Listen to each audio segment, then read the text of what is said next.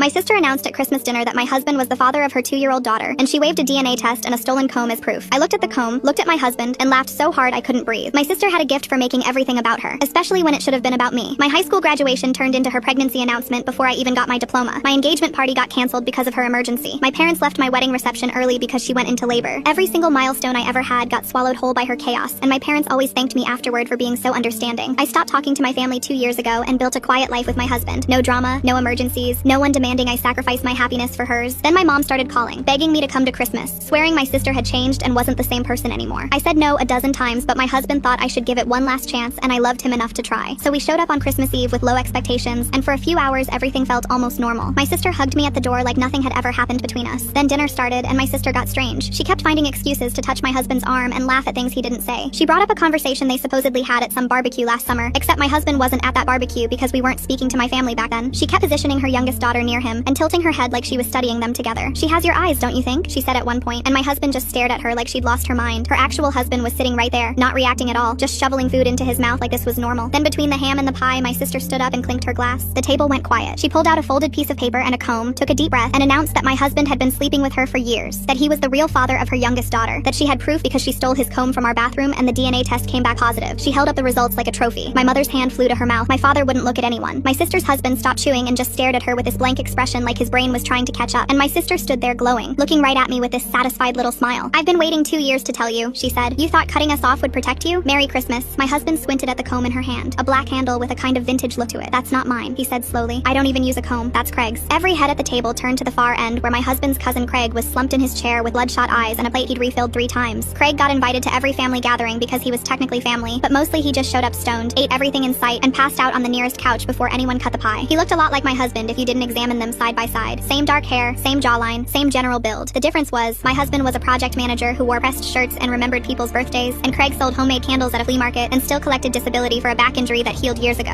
They could pass for brothers in bad lighting, but only one of them had ever held down a real job. My sister's face went through about 15 emotions in 2 seconds as her eyes darted between my husband and Craig, comparing them, finally seeing what she'd somehow missed for years. Then the color drained out of her completely. She hadn't been sleeping with my husband at all. She'd been sneaking around with Craig this whole time and was too stupid to realize they were different people. All that scheming, and she couldn't even tell 2 cousins apart. Her big triumphant DNA test didn't prove what she thought it proved. It proved Craig was the father, and she'd just announced this to the entire family, including her own husband. "Wait," he said, his voice cracking. "You cheated on me." He pointed at Craig, who was squinting around like he'd just woken up from a nap. With him, Craig blinked a few times and mumbled, "Yo, what's happening right now?" My sister burst into panicked tears, the kind where you realize you just detonated your entire life and there's no taking it back. Her husband walked out without another word. My mom started screaming at me like I'd somehow orchestrated the whole thing. I grabbed my coat, looked at my parents, and said, "Thanks for inviting me." Then I walked out into the snow with my husband and didn't stop laughing until we hit the highway.